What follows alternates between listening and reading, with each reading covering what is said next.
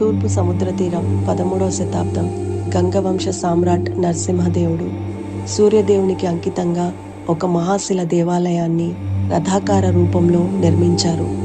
ఆ దేవాలయంలో భూగర్భంలో ప్రబల మంత్రశక్తి కలిగిన ఒక శివలింగంను ప్రతిష్ఠించారు. దానిని దివ్య చుంబక శివలింగం అని పిలుస్తారు. శిల్పులు ఒక ప్రత్యేక లోహ సంయోగంతో ఆ శివలింగాన్ని తయారు చేశారు. దాని సహాయంతో శివలింగం భూమిని తాకకుండా గాలిలో తేలుతూ నిలబడేది. దానిపై ఉన్న గర్భగృహ గోపురం కూడా ఆ చుంబక శక్తి వల్ల సంతులితంగా నిలిచేది. దేవాలయంలోకి ప్రవేశించేటప్పుడు గర్భగృహంలో కాంతి కిరణాలు పడగానే నీలి వెండి కాంతి ప్రసరించి ఆ శివలింగం గాలిలో తేలుతూ కనిపించేదట. సముద్ర దిశగా ప్రయాణించే నౌకల కంపాస్ సూదులు కోనార్క్ వైపే ఆకర్షింపబడేవి. దేవాలయ శిఖరంలో మ్యాగ్నెటిక్ శిల ఖగోళ తరంగాలను పీల్చుకునే శక్తిని కలిగి ఉందని చెబుతారు. గర్భగృహం 7 తాళాల వెనుక ఇప్పటికీ రహస్య యంత్రాలు దాగి ఉన్నాయని ప్రజల్లో ప్రచారం ఉంది.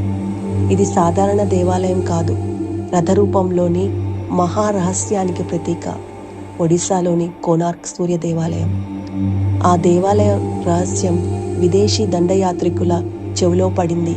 వారు ఆ చుంబక శక్తి కలిగిన శివలింగాన్ని స్వాధీనం చేసుకోవాలని యత్నించారట.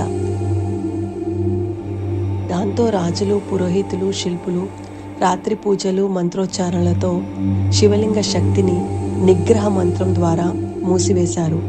చుంబక శక్తి తగ్గిపోవడంతో గోపుర స్తంభనం కోల్పోయి దేవాలయంలోని ఒక పెద్ద భాగం కూలిపోయింది.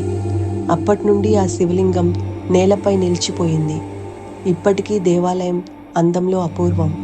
కానీ గర్భగృహంలో ఉన్న ఆ భాగం సంపూర్ణంగా మూసివేయబడింది. అసలు శివలింగం ఎక్కడ ఉందో ఎవరికీ తెలియదు. కోనార్క్ శివలింగ రహస్యం ఇప్పటికీ ప్రపంచానికి ఒక అజ్ఞాత చరిత్ర. ఈ వీడియో మీకు నచ్చినట్టయితే సబ్స్క్రైబ్ చేసుకోండి.